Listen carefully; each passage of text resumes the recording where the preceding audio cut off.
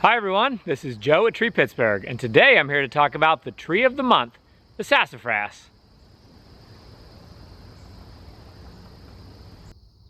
The leaves of the sassafras tree are a bit unusual in that on one tree you can have many different shaped leaves.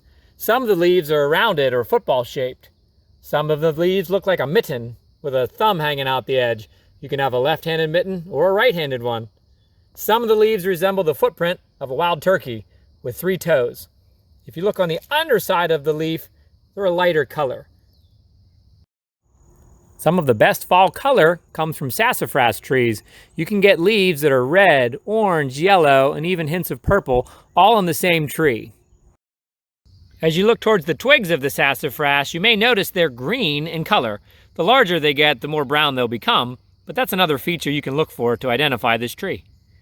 Sassafras is in the laurel family, making it similar to plants that produce cinnamon and bay leaves. And if you crush the leaves of a sassafras or break one of the green twigs, you'll see that it has a very good smell to it.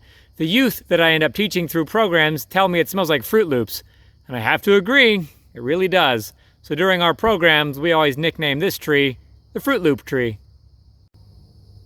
Although we don't use it today, the flavoring of our popular root beer comes from the roots of sassafras.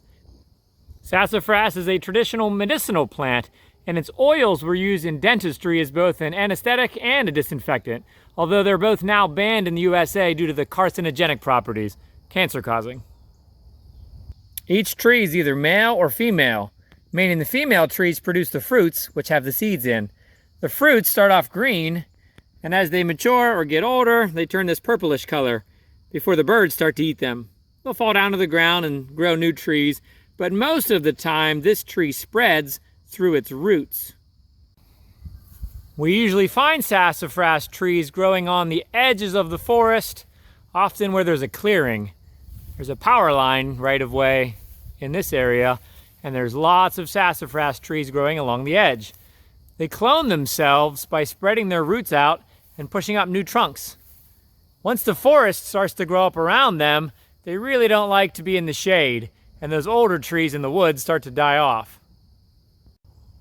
The bark of the sassafras is sort of a reddish orange color, and you can see here there's some woodpeckers that have been tapping through this looking for bugs. But if you look up through there, it almost looks like a tire tread pattern. Here we have some larger sassafras trees that have cloned themselves over many years. They're pretty much all connected through the root systems. They've been growing here at the edge of this field for a long time. They get plenty of sun, and they actually get the chance to grow quite tall. I don't even think I could focus on the leaves up there. You'll probably see some maple leaves from the trees around us, but these are definitely sassafras. A butterfly called the spice bush swallowtail will often lay their eggs on sassafras, as well as the spice bush shrub. The caterpillars resemble a snake to scare birds away, and if you find them on a sassafras, they'll start off green. In the fall, they'll turn to an orange color, and then eventually they'll turn into a chrysalis, which will hang out on the tree all winter time and wait till springtime to hatch out as a really unique butterfly. One of the larger sassafras trees that I've seen is up here in Allegheny County's North Park. This one's up by the swimming pool area. I put my hat in the tree to give you an idea on how big the trunk is. We normally don't see these trees this large. When they get to this size and this age, they usually start crumbling and breaking apart. But this tree's been growing here for a very long time, and it looks pretty healthy. If you're in the Pittsburgh area and you want to see a very large sassafras tree, head over to the Allegheny Cemetery in Lawrenceville. Up on the hill above the pond is a very old, very large sassafras tree. Our friends over at Dancing Gnome Brewery have released their Beer Can of the Month featuring sassafras. Be sure to check them out at dancinggnomebeer.com.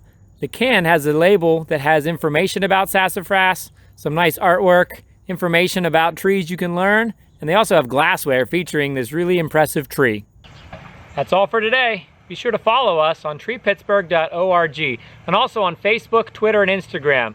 If you find any photos of sassafras and you'd like to put them in the comment section, please do. I'd love to see them. Thanks for watching.